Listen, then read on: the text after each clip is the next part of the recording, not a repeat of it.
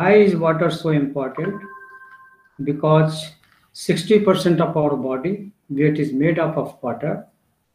At the same time that India is rapidly becoming a great world power and a major high-tech producer of pharmaceuticals and computer software, it is increasingly falling behind in providing one of the most basic services to its people: safe, clean, and affordable drinking water.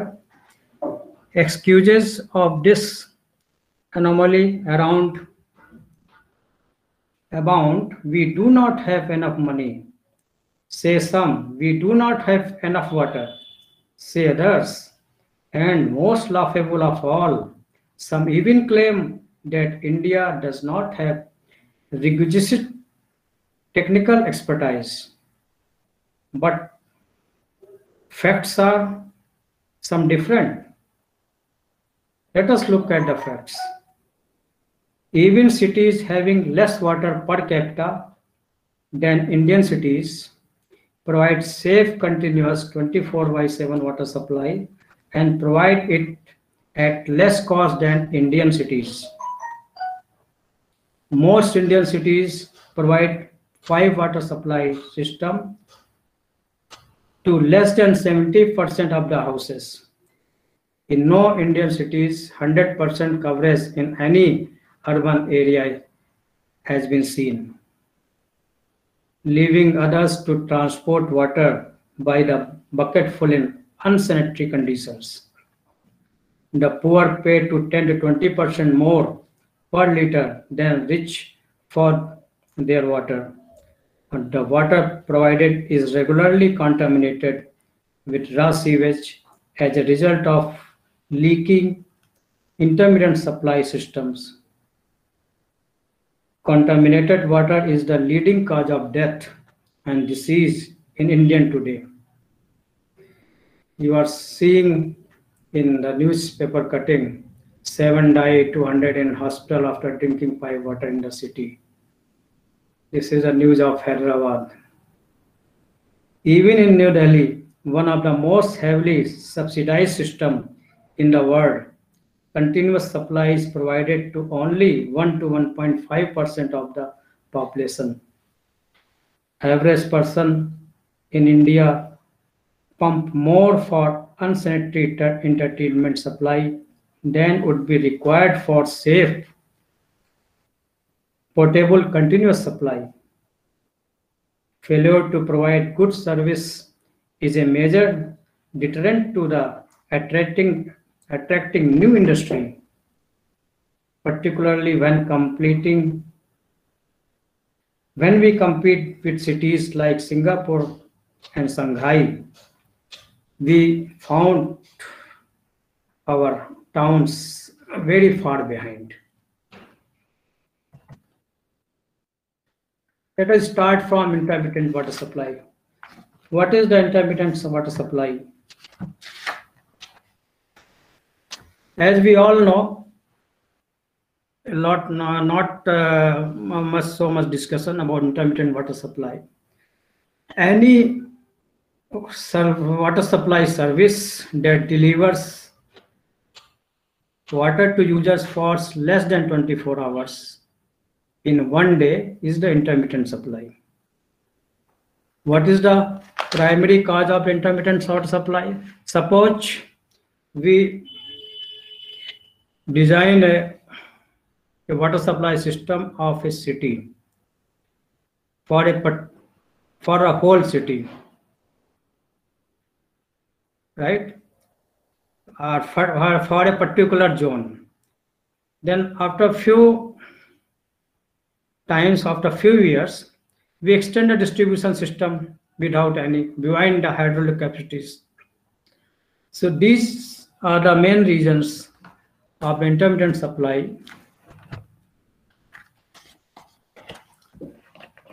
And what are the consequences? Households with intermittent water supply invest extra money in the pumping, storing, and treating The resource. Many South Asian cities provide less than 10% of the people in their service areas with 24-hour pipe supply.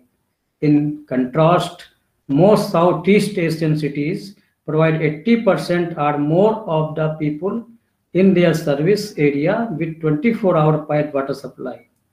In South Asia, the prevalence of intermittent water supply is so high that most people regard to it as normal and therefore are not greatly motivated to do anything about it. In Kathmandu, in the dry season, most people get water for about 1 hour every other day. In Indian cities, 2 or 3 hours of water a day is considered good. Let us discuss causes in detail.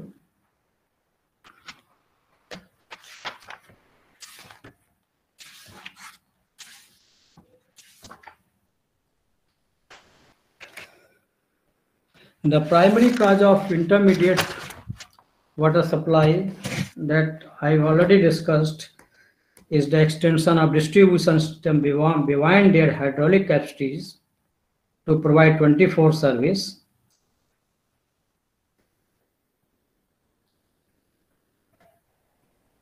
Other cause of intermittent supply are a failure to meter completely and accurately and a failure to change and collect on sufficiently high tariff.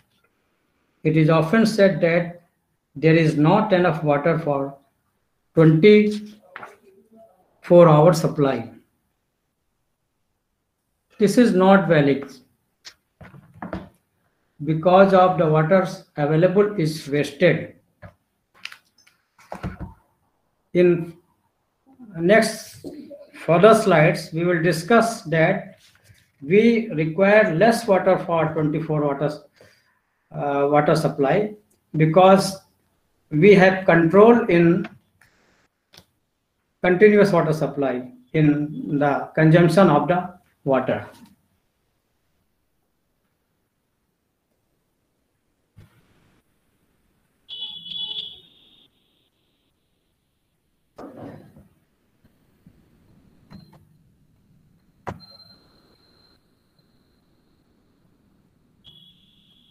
We have very little scope for the advantages in intermittent water supply because water is not supplied 24 hours, so leakage of water is reduced and available water is distributed equally. We get some time for repairs and maintenance, but we have very adverse consequences due to intermittent water supply.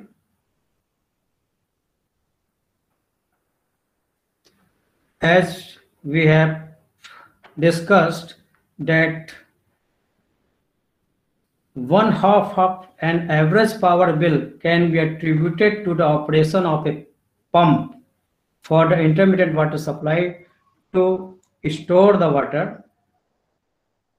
Consumers without access to a 24-hour supply tend to use more water than others because they are never certain when they will get next to be served.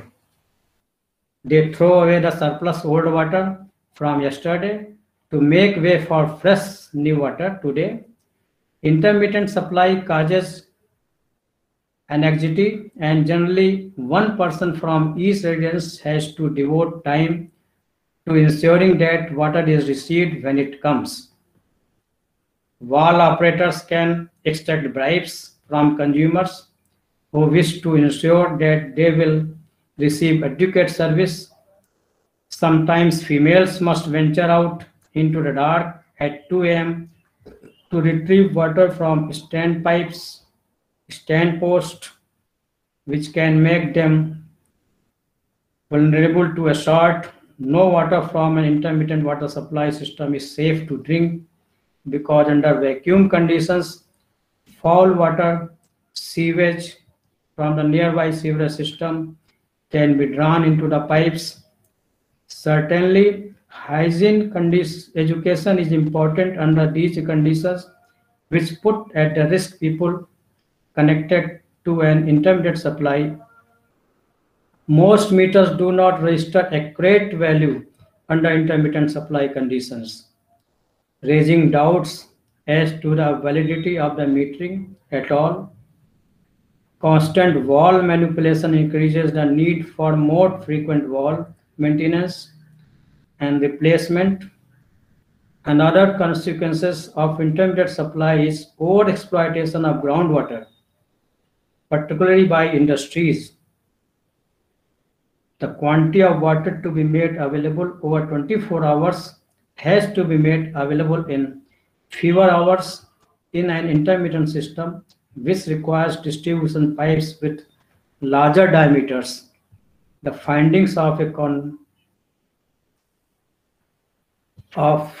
intermittent water supply has a great impact on the health.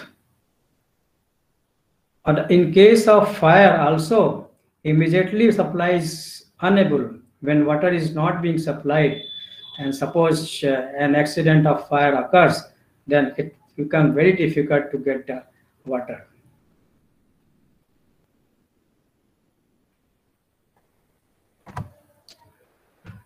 Now, what are the problems of the intermittent water supply and how to tackle these problems?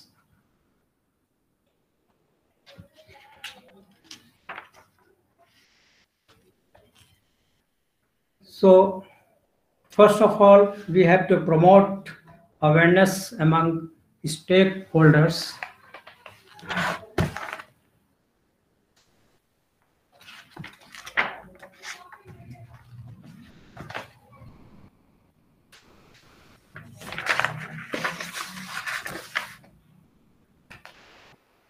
Our governance issues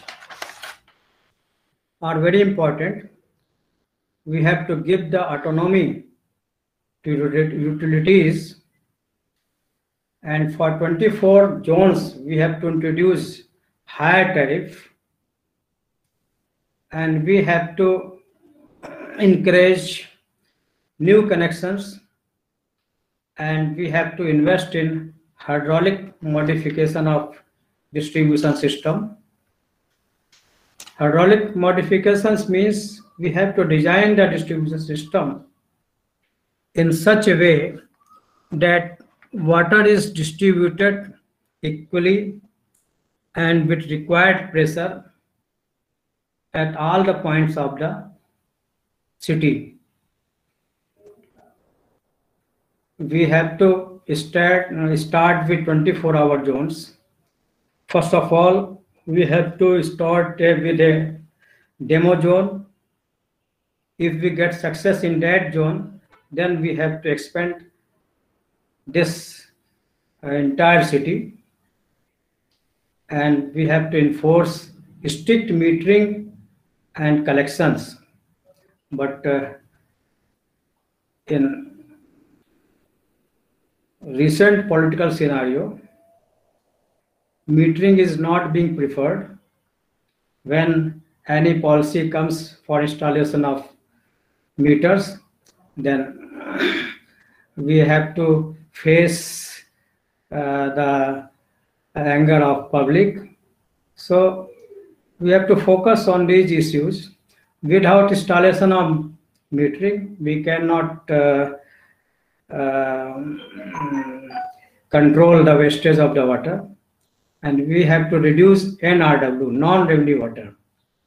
At present, 40 to 45% of water is not metered, not billed. So we have to reduce NRW, and it is to bring 10 to 15% only.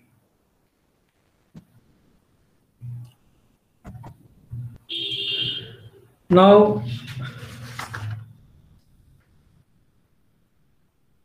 what is the 24/7 continuous water supply? Simple. As its name says, every day if we get 24 waters waters in all 7 days at a pressure. Our network, pipeline network is under pressure 24 hours, 7 days, then it is the continuous water supply.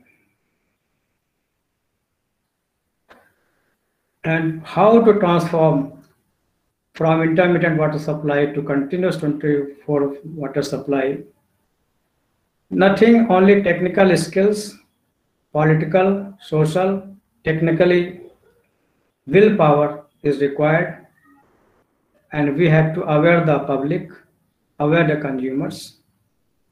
Then we can get to 24 by 7 water supply very easy. To move from an intermittent to 24 water supply, it must be accepted that the governance and tariff are at the core of the problem, and these issues must be addressed first. Then it will be necessary to embark on extensive stakeholders awareness program to convince people that 24-hour access to pipe water in the home is possible for all.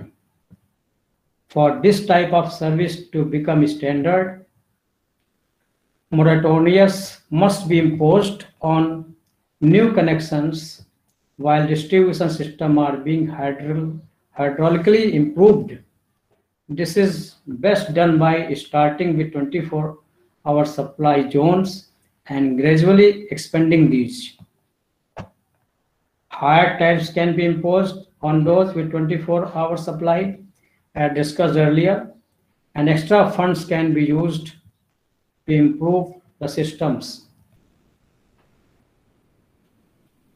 When tariffs are sufficiently high, there will also be less water used in 24-hour zones, making more water available for use when these zones are extended. 24-hour zones must be 100% metered, and meters must be accurate. If they are found to be inaccurate, they must be replaced. District metering can be started for pursue NRW goals, and full computerization of accounts in 24-hour zones should be accomplished. Illegal connections must be pursued in the field. This is a fundamental governance issue.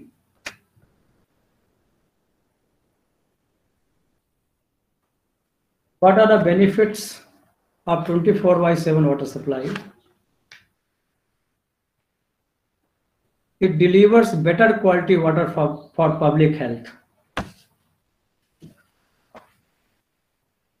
High levels of bacterial contamination are experienced in the first 10 minutes of repressurization of an intermittent system. Maintaining full pressure removes that risk. If it is intermittent system, when supply is not there, the vacuum in the system is created and bacterial contamination generally experienced. So if system is under pressure, then possibility of the contamination is removed. It gives significantly better service to all consumers. Access to clean water with improved quantity, timing, and pressure, including effective service to supply pipe tail ends. Under continuous pressure, we get water at tail ends also. At required pressure, it gives the effective service to the people. Generally, people are satisfied with 24 by 7 water supply. They do not waste water. And it is a great service to the poor. Generally, by drinking the infected, contaminated water, poor are generally affected. So it will improve the health and hygiene conditions to the poor. It will save the time for the poor because when the supply is intermittent, the poor people generally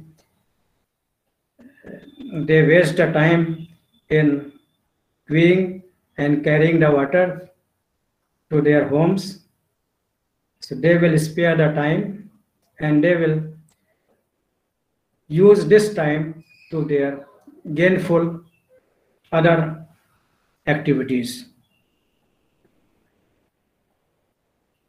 Converts household coping costs into resources for the service provider.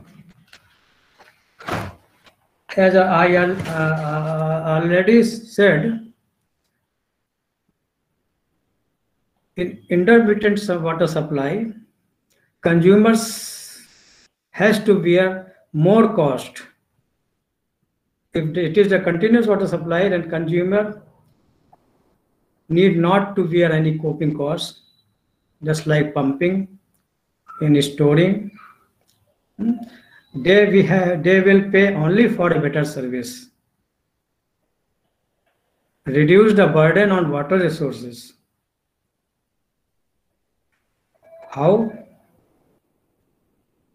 There will be no wastage of the water from overflowing the storage system and open taps, and a network is renewed when needed. It will also reduce the losses arising from leaks in the old pipes.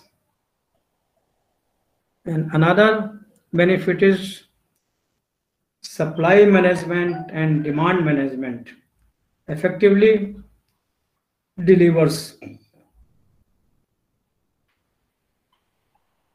pressure management and flow measurements. For that, pressure gauge and bulk flow meters are installed at various locations. So from the observation of these gauges, we can effectively manage the system. And water conservation is also encouraged through metering and price signals via volumetric traffic to consumers. If volumetric tariff is imposed to the consumers and meters are installed, consumers will pay as per the meter reading. If they will consume more water, then they will have to pay at higher tariff. So they will be visible for the consumption of the water. They will not waste the water. Enables improved efficiency of the provision.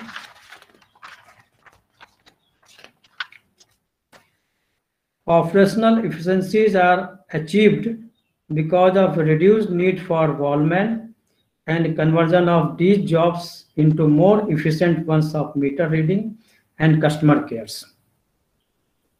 Because wall sets are automatically operated due to difference of the pressure, so we can reduce the employment of the walls and they can be employed for the other roles for the maintenance of the system.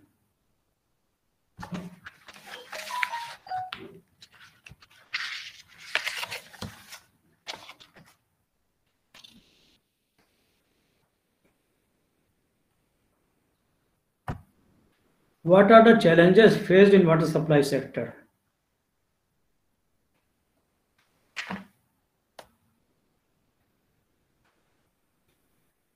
Suppose a town have the water supply system. First challenge is it is more than 25 years old.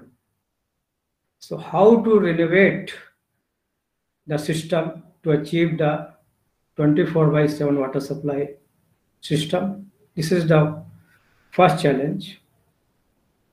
At present, House connections are only 25 to 40%.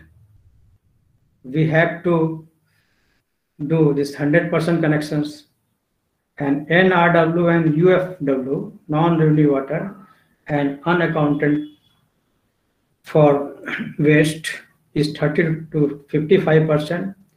We have to reduce this NRW and UFW, and coverage is only 70%. The town is not 100% covered. So this is another challenge, and high number of stand posts are there in the towns. So we have to reduce the stand posts. No stand post policy should be there. This is another challenge, and the supply hours are only 2 to 6 hours. And sustainable, any system in any urban cities is not sustainable. O&M cost is greater than the revenue.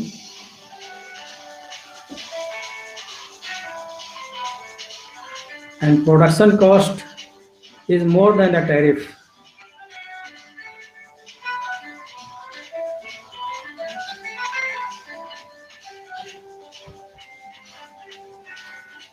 What is the requirement of continuous water supply system?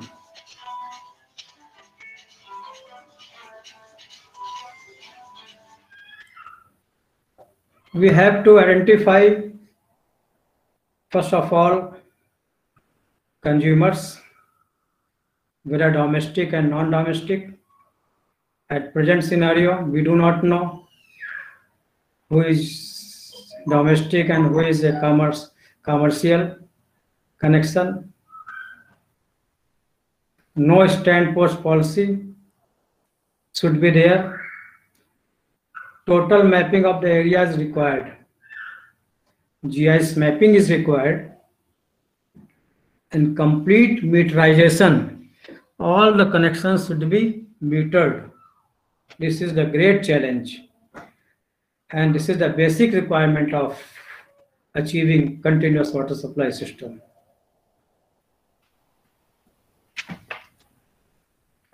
Zonal maps and zonal demands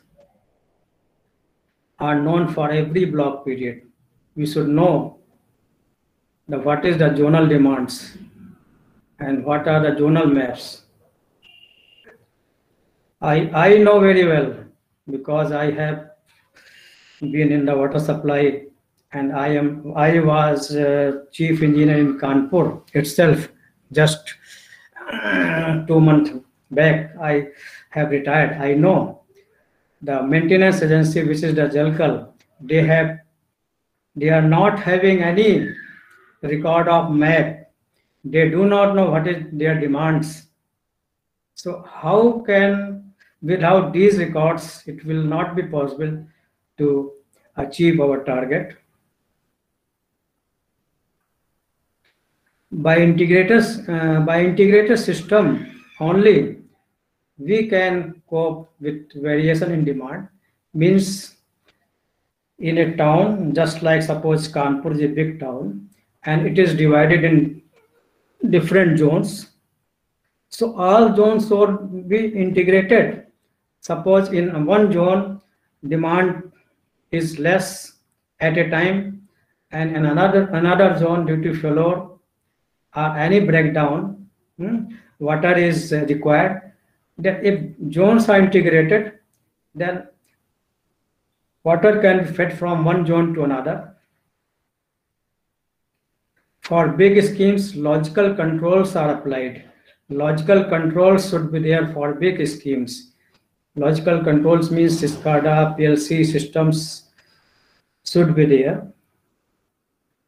Improved metering and billing efficiency to minimize hydro financial losses. Metering should be improved. Efficiency of billing should be improved. Billing should be computerized so that hydro and financial losses can be minimized. Illegal taps connections should be removed. For poor people, 4 to 10 families, group taps should be encouraged in place of stand post. Reduce shock water hammers on the pipeline. Auto control valves should be installed. That may be controlled or that may be operated due to difference of pressures.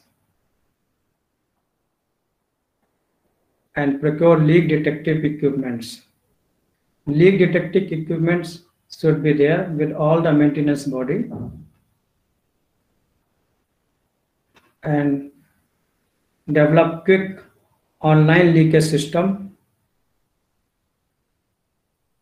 There should be a SCADA or there should be a logical control so that we can get assessed and find where there is leakage sitting in a control room. Introduce more wall to isolate area-wise, block-wise, and street-wise system. And use of intelligent software and scheme-specific customization. We should develop a specific software for a particular city's water supply system.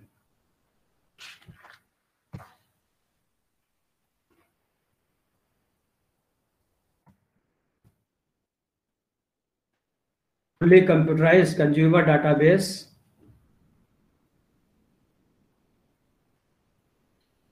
Zone-wise, district-wise, meter reader-wise, connection size-wise, connection category-wise. Data locking by the computer once entered. Once in a month, we have to log the data.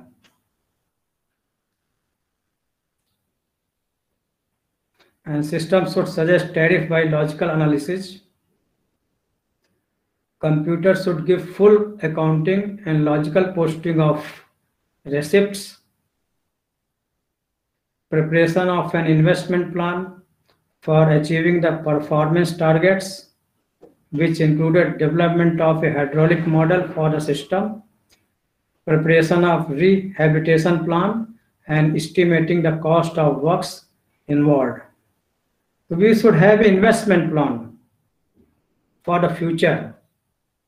We have to fix the performance targets and develop a hydraulic model for the system so that the water can reach and system should be hydraulically efficient. And implementation of the investment plan, including preparation of contract documents, procurement, selection of subcontractors, and rehabilitation of the system. And operation and maintenance of the rehabilitated 24/7 system. These are requirements. And what is the basic requirement? We should have reliable and sufficient source for meeting the demand, and uninterrupted and sufficient powers should be there, and reliable and metallic conveyance system must be there. Generally in the system, in the distribution system, PVC pipe is used. It has been observed that PVC pipe is not so much useful. So metallic conveyance system should be used, and SDP pipe, which has a long length, long length pipes should be used so that joints will be minimum. Chances of leakage will be least. And flexible operating system should be there. An automated and communication system. Efficient communication must be there. And PLC and SCADA is very must for operation and monitoring for distribution as a whole. These are the basic required your system needs as a whole.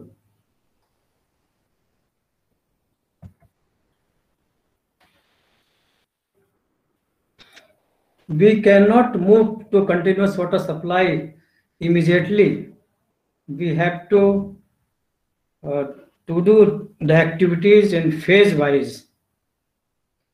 In first phase, which is about 1 to 2 years, first of all, we have to start and complete the consumer survey. Illegal connections we have to direct, and bulk flow meters wherever required we have to start, so that we can get how much quantity of water is being supplied and how much quantity of water is being consumed.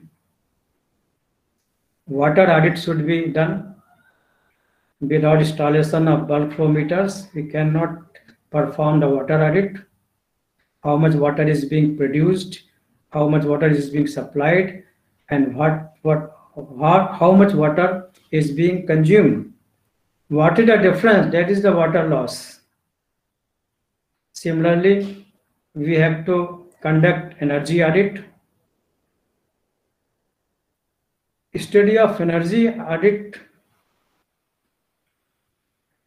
By energy audit, we can find the combination and installation of pumping plants so that we can consume least energy and we can invest in minimal amount in the energy.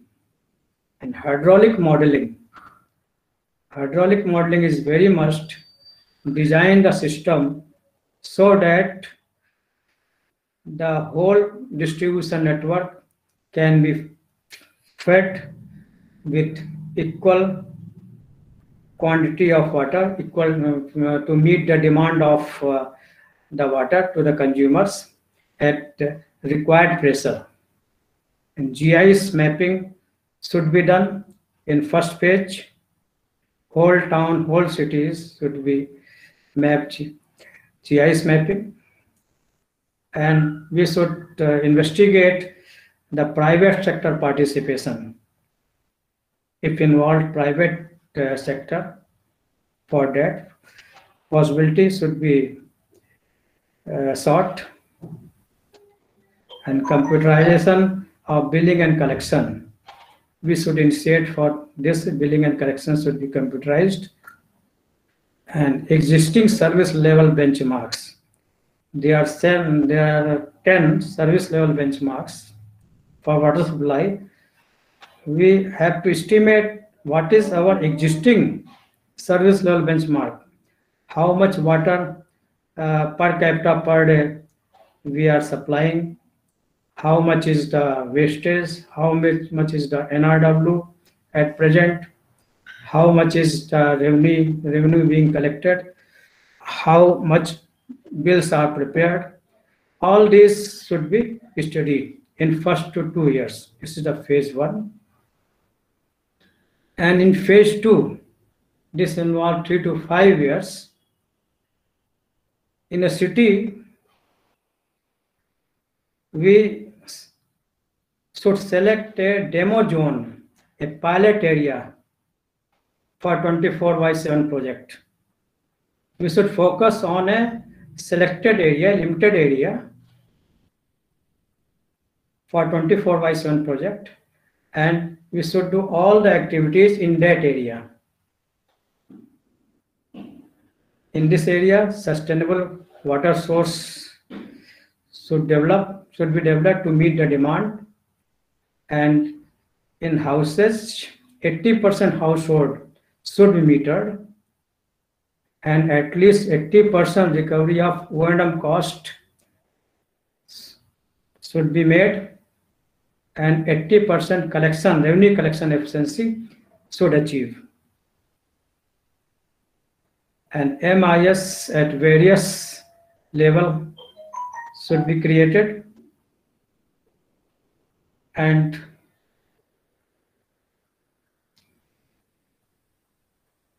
establish system of water tariff framing. Water, how to frame the water volumetric consumption. According to volumetric consumption, we should frame the water tariff in that pilot area, and benchmarks we have to upgrade up to 80%. In the first 1 to 2 years, we have to investigate the existing benchmarks, then upgrade to up to 80% level. And in phase start, which involves 7 to 10 years, first point is we have to achieve the 100% of all benchmarks. And then we should extend this zone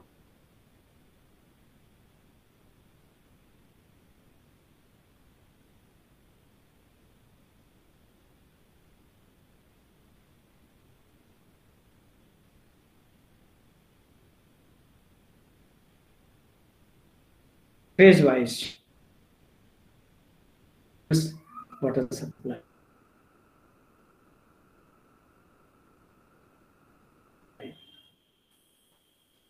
Your sir voice is not coming properly.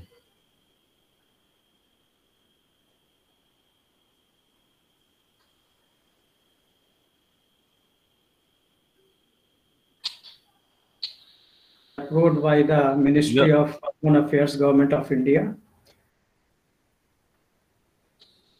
For any city, coverage of water supply connection should be 100%. 100% household should be connected with the pipe system. And per capita availability of water at consumer end should be 135 LPCD, liter per capita per day. Every consumer should get 135 liter per capita per day. And extent of metering of water connection should be 100%. All the households 100% should be connected, and in 100% household meter should be installed. And extent of non-revenue water should be only up to 15%. But at present, it is about 40 to 45% in most of the urban areas. And continuity of water supply, 24/7. Efficiency in redressal of consumer complaints should be 80%. Means suppose in 1 month, how many complaints are received? At least 80% complaints should be redressed. And advocacy of treatment and disinfection and quality of water supplied should be 100%. Means all the samples collected should be safe. Not a single sample should not be safe, should be unsafe. 100% water should be safe and quality. And cost recovery in water supply services should be 100%. It means it should be sustainable. How much you are expending in the O&M and capital cost, that should be recovered 100%. And efficiency in collection of water supply related charges should be 90%. Suppose in 1 year you have raised bill of suppose 1 crore. Out of 1 crore, 90 lakhs should be recovered.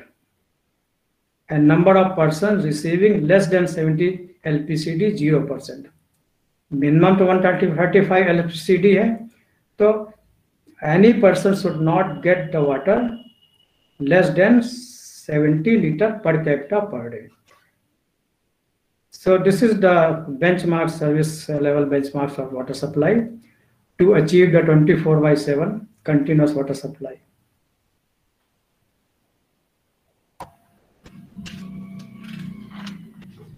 Now let us discuss what is the current status in India. Supply is intermittent, well-known fact, and poor quality. No city in India has continuous water. But at present, few cities have achieved a 24 by 7 water supply. Not as a whole city, in some particular zones of the city has achieved the 24 by 7 city. In next slides, we will give some case studies. You see here in Goa, 341 liter per capita per day water is available, but hours of supply is only 8. In Agra, in Delhi, same thing is there. LPCD is much. We are producing the more water, but hours of supply is very less. But you come in some cities of other countries, LPCD is less, but hours of water supply is 24. France, UK, Kuala Lumpur, Colombo, Colombic, and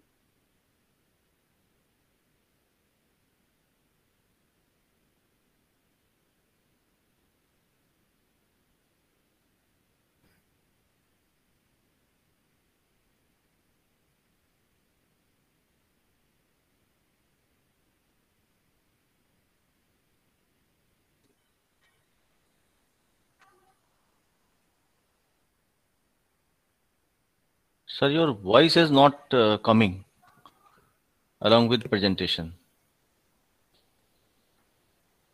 Am I audible, sir? size water system.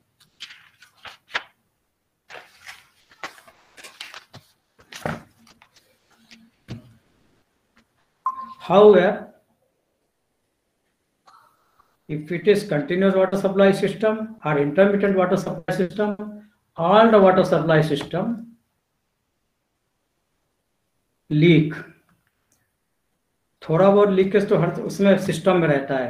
Even in best ones in Singapore and Copenhagen, Denmark, any system is not leak proof. But as long as system is continuously subject to positive pressure, which is seen in the continuous water supply system, water will only leak out, thus preventing contaminated water from leaking in. In the continuous pressure system, if there is any leakage, then water will leak out, but there will not any leaking in, chances of the contamination. And this is the no pressure system. This is the intermittent supply. Suppose supply is stopped in the morning, it is being supplied. What happens? The system, and the system is subject to intermittent supply. Anything less than 24 by 7, then the distribution system becomes subject to negative pressure.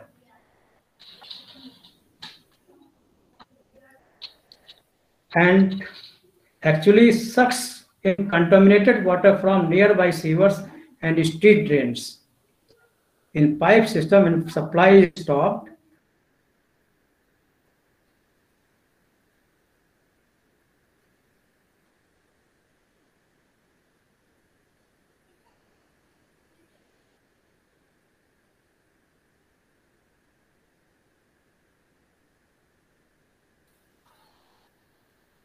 situation becomes very aggravated when citizens compete the last drop of water by employing illegal suction pumps, pulling even more sewage into water mains. Generally, it has been observed when supply is stopped, where the pumps are stored directly to the pipe distribution system, they keep on functioning the pump. Whatever the nearby sewage and open drains are there, all are sucked into the pipes. So whole system gets contaminated. And when the system again repressurized, then again it leaks out.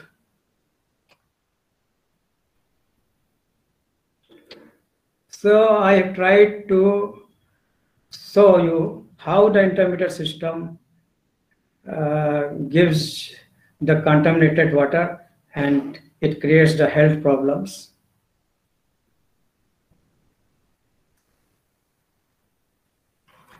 There is a study of WHO. In India, 80% of disease and sickness are due to waterborne and water-related diseases.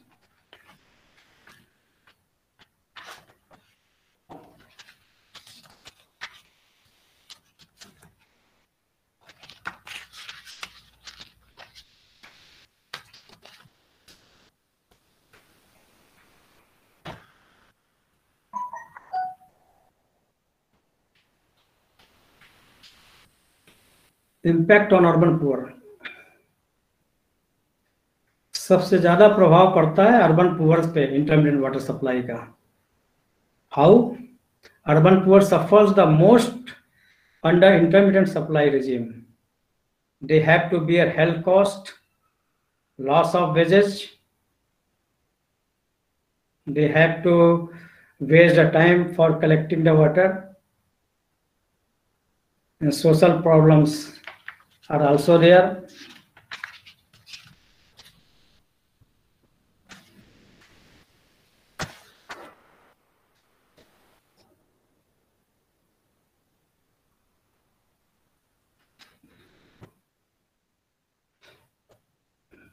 Other problems are asset deterioration. By intermittent water supply infrastructure and assets are deteriorated. How? Distribution system subjected to unnecessary stress. When you start a supply, the distribution system bears wear and tear.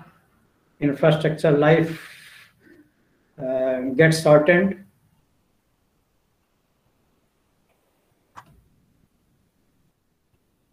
Citizens' dissatisfaction is another.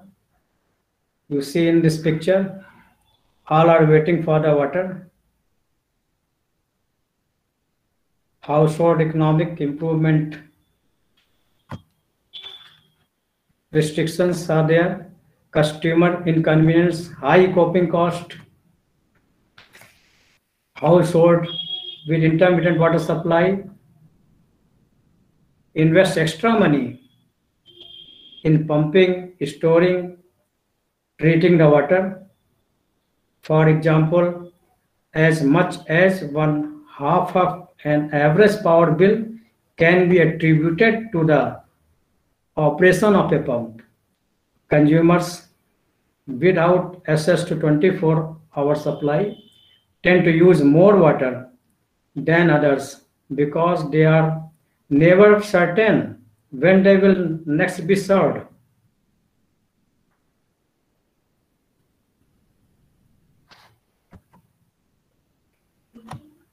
You see the total cost of water to the consumer. They pay the price per liter and other coping costs. Once intermittent service becomes the norm, the hours of service continue to decline. Hours of the service continue to decline.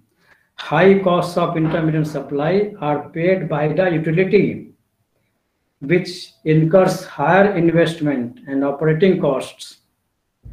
The customer who pay the to cope with unsatisfactory service and to protect themselves against unsafe water, and the population as a whole at a risk of epidemic increases due to consumption of contaminated water. So coping cost is they have to store the water for storage costs, pumping costs, pump costs, capital costs, and then power, O&M costs, and water treatment costs also. They have they do not fate on the municipal supply. They collect the water, then retreat by installation of aquaguard and RO, etc. Labor costs other and medical treatment cost also. So these are the indirect costs which the people have to bear from the intermittent supply. Energy cost, wastage of water are being wastage from the leakage, from the overflow. Energy is lost. Energy pumping at household level, consumers pump the water, and groundwater, unnecessary groundwater extraction has to be done, and coping costs are significantly large. Poor pay a lot more than their income, relation to their income.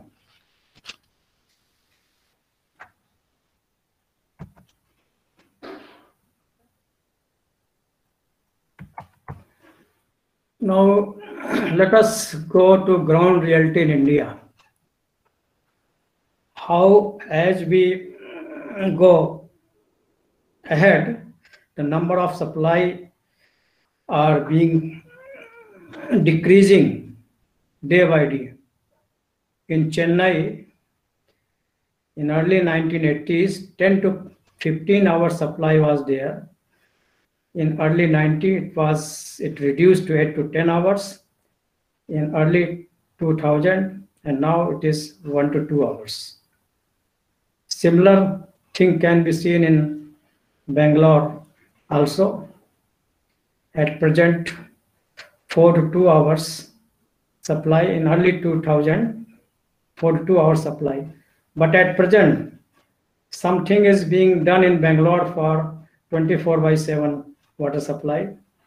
Metering is being done there. So improvement has been observed in the recent years. In Hyderabad also, in early 2000, supply was only 1 to 2 hours, while in 1980 it was only 15 to 24 hours. In Hyderabad also, something improvement is being done for 24/7 continuous water supply. In Visakhapatnam, the same scenario is also there. As the supply is being reduced year by year.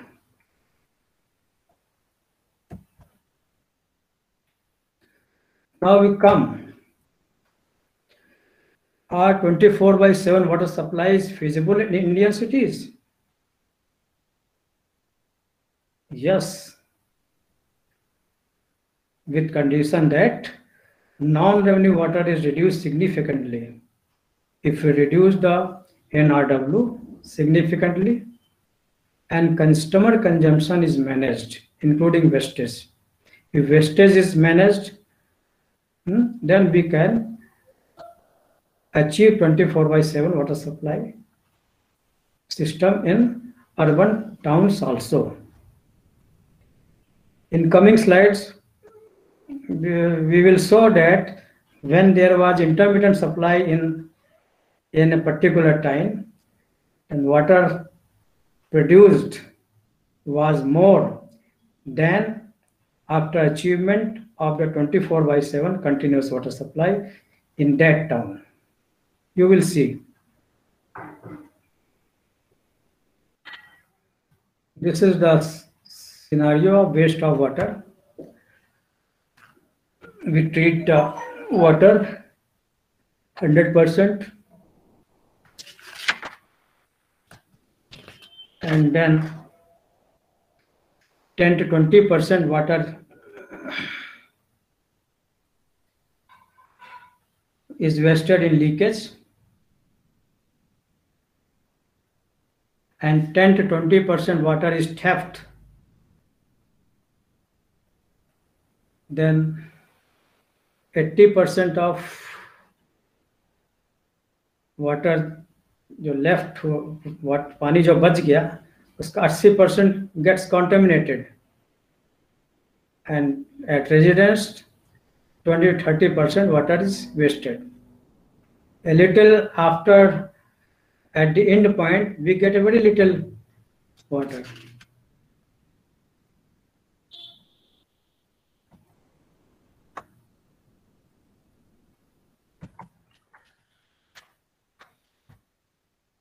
What will be the investment requirements if we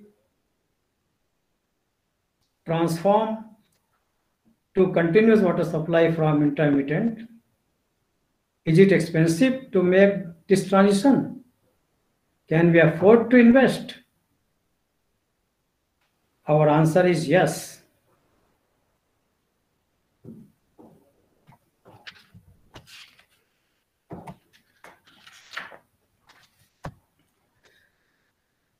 It has been clear from various case studies reviewed. This is financially viable, economically very beneficial, health outcomes, loss reduction, energy saving, productivity. Examples are Karnataka projects, Hubli Dharwad, Belgaum in Karnataka. I personally visited Hubli Dharwad, where I have seen, inspected continuous 24/7 water supply. I also interacted the consumers there and found their satisfaction.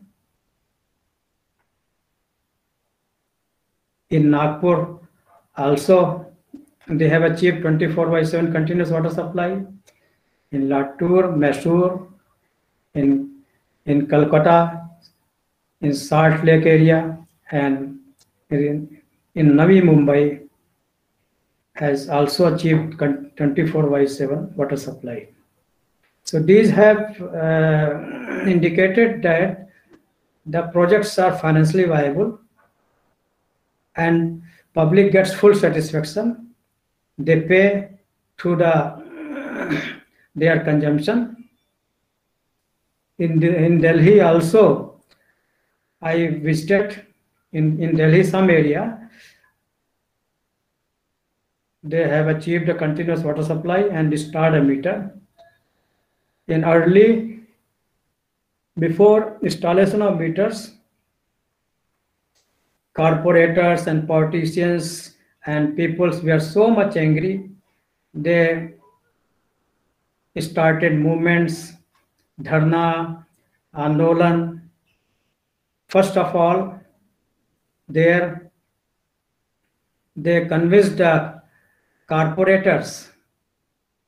When the corporators get convinced, then conveyed to the people. And in Delhi, where I have visited the area, they are also satisfied with the water consumption and billing through the meters. Now this is the example of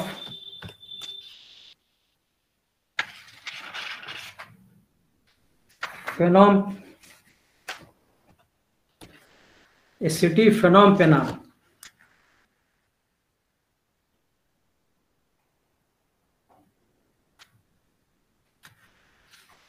This is the capital city of Cambodia.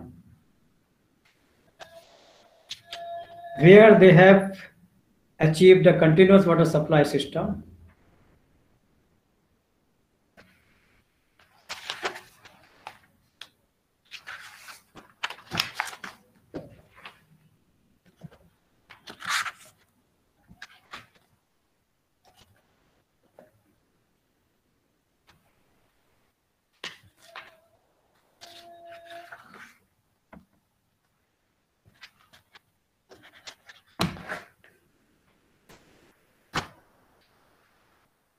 Earlier in this city, whole water supply infrastructure was destroyed, but they brought the changes.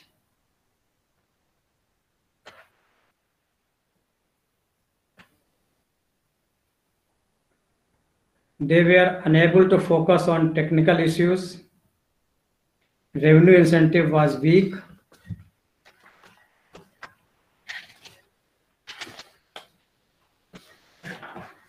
Daily water supply was less than 10 hours. Only 25% coverage. And collection rate of water charges was 48%.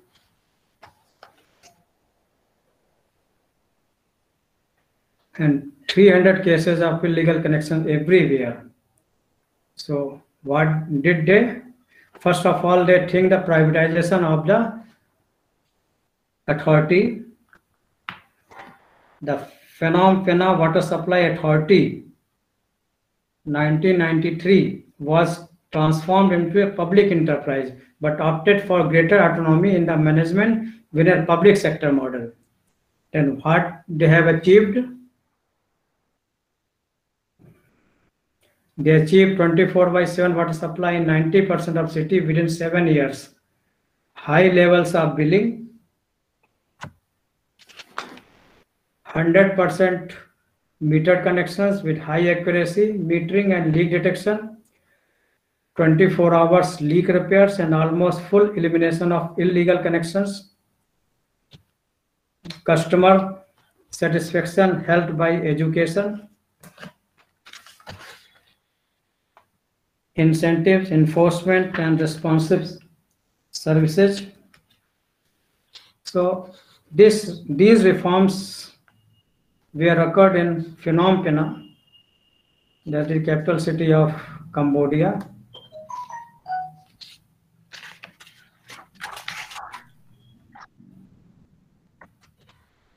Our continuous water supply initiatives in India in 2002 and 2003, in no cities, no initiative was taken, but I have record of 2008. In 63 towns, initiative have been taken. What are the myths and misinformation about water supply? 24/7 water is an unnecessary luxury. This is the myth and misinformation. It is not unnecessary luxury. It should be there. It is the need of the hour. It costs too much and the poor cannot afford it. This is also a myth. It does not cost too much. Only we have to improve the system. We have to improve only the existing system. And 24/7 service requires too much water. This is also misinformation. It requires less water because we control the wastage. And consumers also only take the water as per their requirement. They open the tap only when they need. But in what happens in intermittent water supply, they throw away the stored water when the fresh supply comes. Metering is bad, tariff will go up. This is also the myth, misinformation. Privatization, this is also myth, misinformation about water supply. Job loss, no job loss. will benefit the rich at the exclusion of poor. It is also a myth. Social good will benefit one zone at the cost of other areas. This is also misinformation. All are benefited equally in whole city.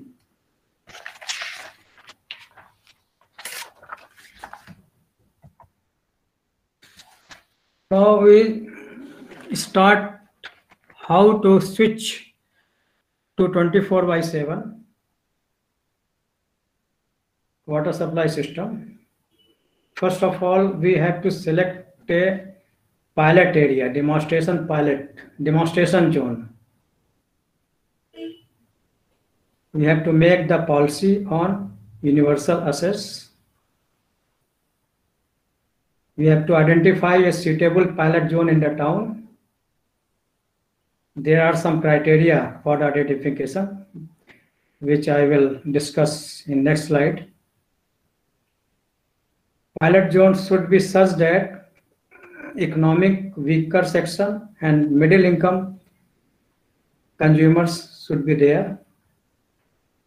Enough water, not so much enough water, only to meet the requirement. Reasonable good network,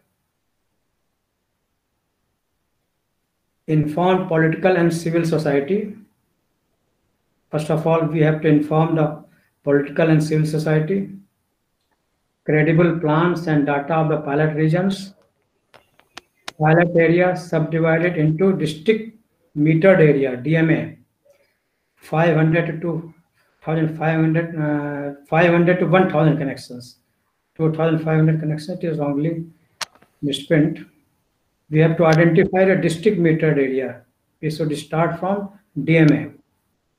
And installation of bulk meters at critical points and repair of faulty customer meters and installation of new meters.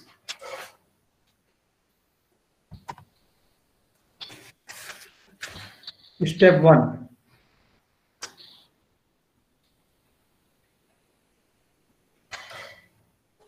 First of all, we have to formulate such policy that we have to encourage individual connections and groups.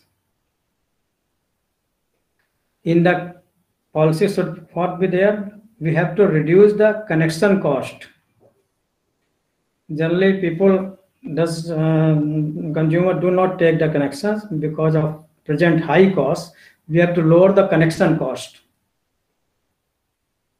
And first step is, before starting the work, we have not to remove the public stand post first in notified area first.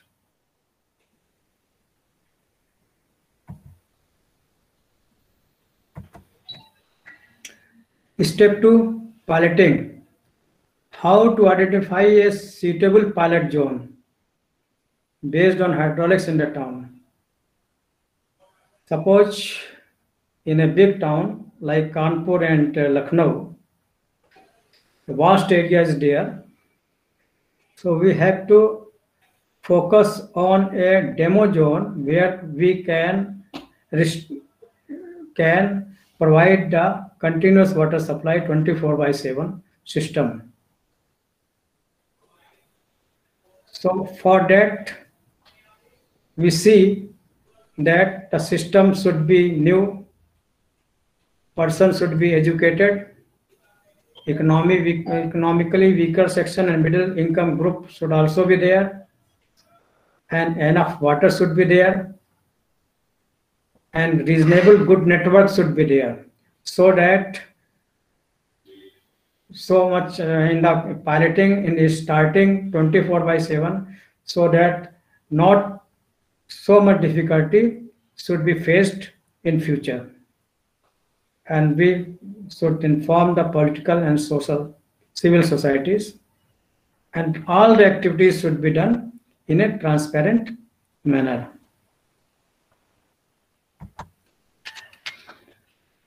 Sir, I will interrupt you in between. Yeah. We have to, sir, finish this session because next session is planned. Yeah. So, how much Yeah, time? yeah, just I am going to pick, right? Okay, okay, Five, okay, 5 to 10 minutes, right? okay, okay, okay, okay, okay, Within 10 minutes. okay. I was discussing DMA, district metering area. This is the example of district metering area. So this is the suppose the network of the whole city, and we have decided this much area as a pilot area, pilot zone. Under pilot zone, for 500 to 1000 connections, we have formed a district metered area, right?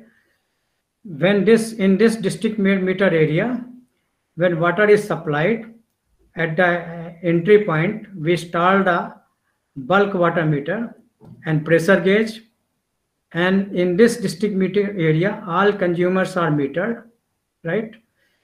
Then the water consumed by these consumers, quantity of water, and water supplied to the district meter area,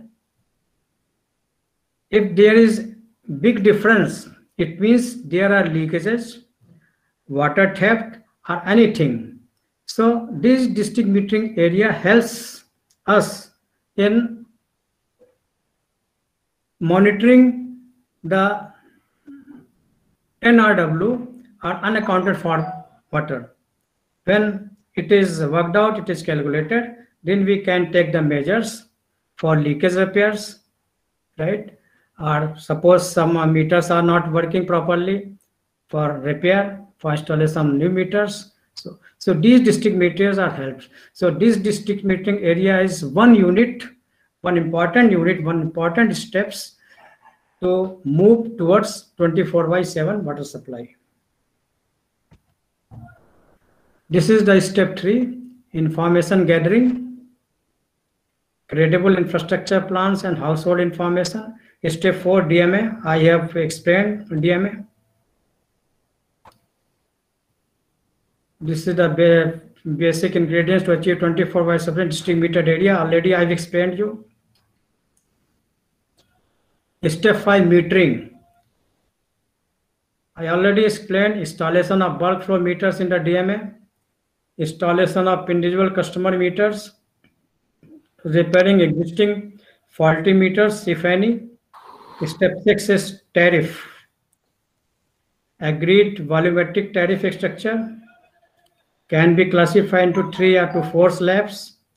First slab can be minimal and subsidized for the poor. Subsequent slabs to be structured to discourage indiscriminate usage. Demand management through metering and tariff rationalization. Step 7, non-revenue water, NRW. That I've already explained you, non-revenue water. The input minus consumption is NRW, right? DMA provides full operational control for the first time, that I've already explained you. How much water is being supplied and what is the consumption, that is difference is the non-revenue water, which has not been recorded, which has not been metered.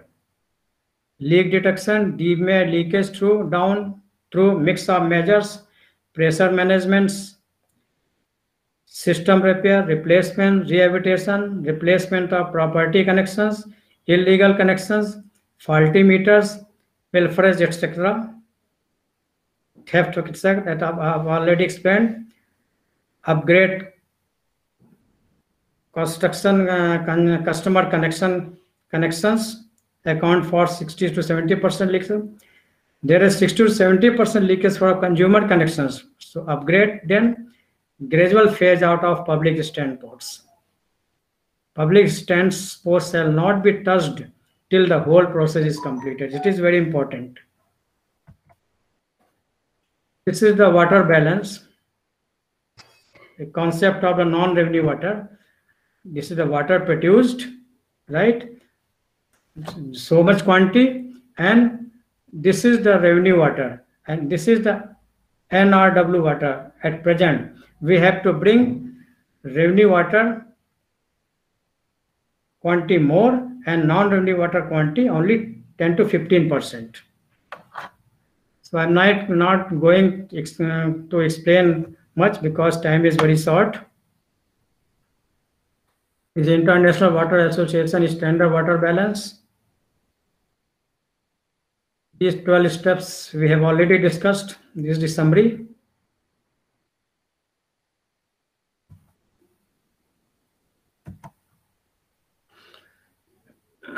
Earlier I was discussing about some Hubli, Dharwad, Gulbarga and Belgium where 24 water supply system has been achieved, and I have visited Hubli, Dharwad also.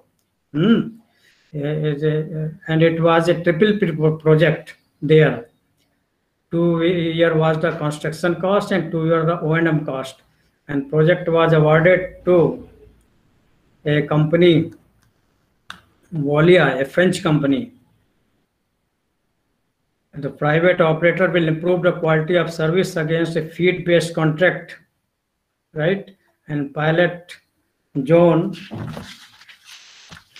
was about to 25 to 30,000 population.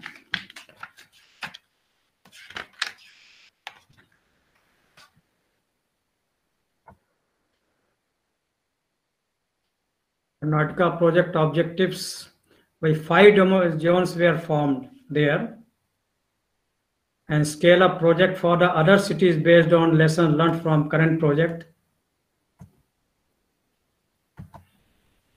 This is the pre-project situation was there. Belgaum, bulk supply in MLD was 57 MLD, service level was 123 LPCD, Gulbarga 25 MLD, 46 LPCD, Hubli Dharwad it was 111 MLD and 123 MLD. But before situation, hours of supply were only 2 to 6 hours, once in 3 to 5 days. Not daily, 2 to 6 hours only, 2 to 5 days में एक बार केवल. And volume of water supply to demo zone was 5.8 MLD. Average pressure was 0 to 5 meter only. And number of public stand post fountains were 169. Customer service not really existed. And yes, these are the pictures of pre-project situation. Output क्या मिला मुझे?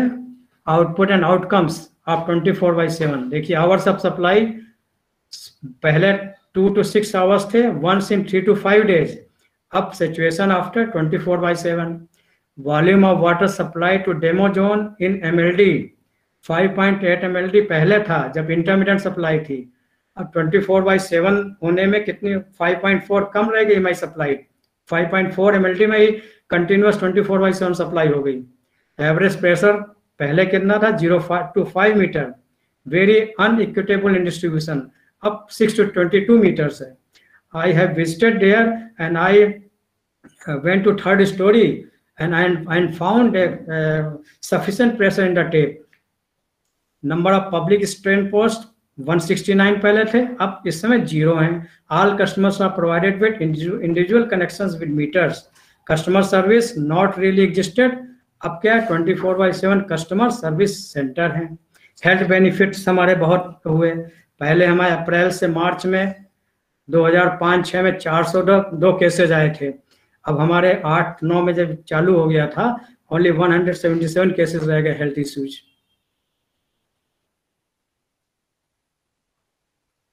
So this is some paper news cutting. Now we sum up the things, right? Very quickly. Conversion from intermittent to continuous water supply in India is both achievable and affordable. This is the one. 24/7 water supply is essential to improve sector performance. Process of switching to 24/7 supply is not complicated, well suited to phased implementation with careful preparation and planning. Sufficient bulk water is available for 24/7 supply in most of the urban India.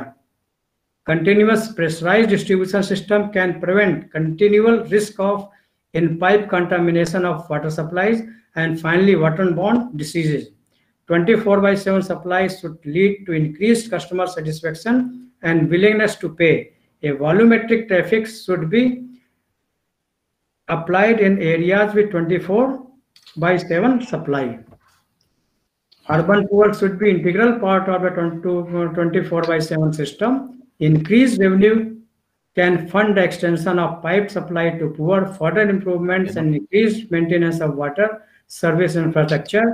The conversion process should be accompanied by a communication program to inform customers on water use and user charges under 24/7 supply condition. If 24/7 supply to be transformed from vision to reality, champions of water distribution reform will be needed at federal, state, and city levels. These champions will need to build acceptance of the concept and benefits of 24/7 supply.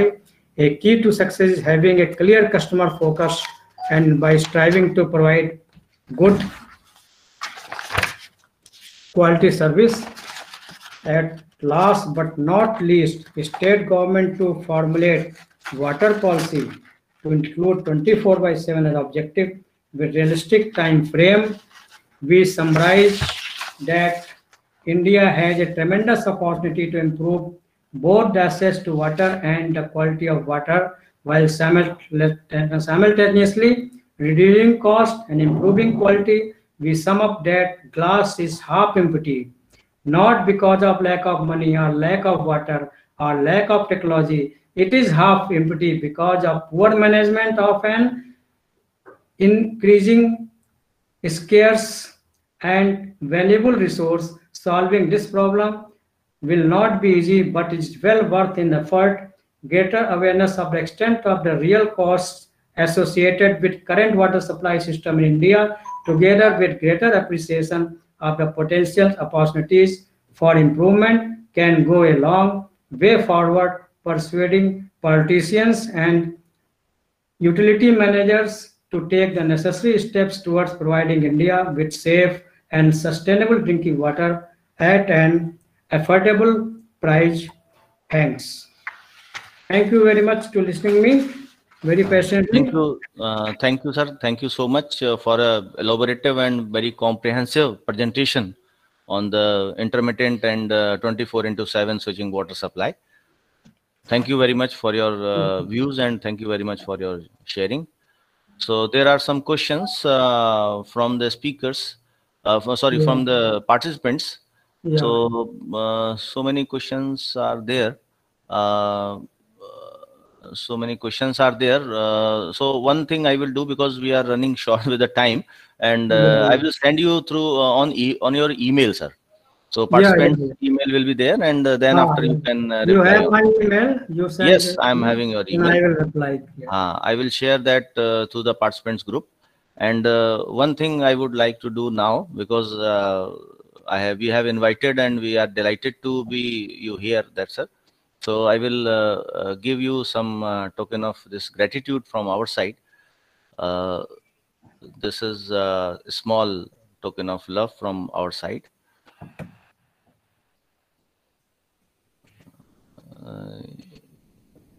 It will open.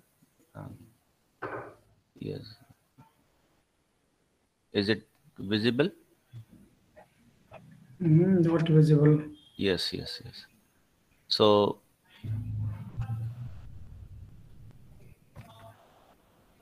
sorry, it has mistakenly. It is a small token of gratitude from us. Okay. This is a certification of appreciation. I will send you through email, sir. Okay. Thank you. Sir, thank you very much for your presentation, and thank you, sir. Thank you very much. Okay. Thank you very much. Okay, sir. Okay. We will talk on phone, sir. Okay.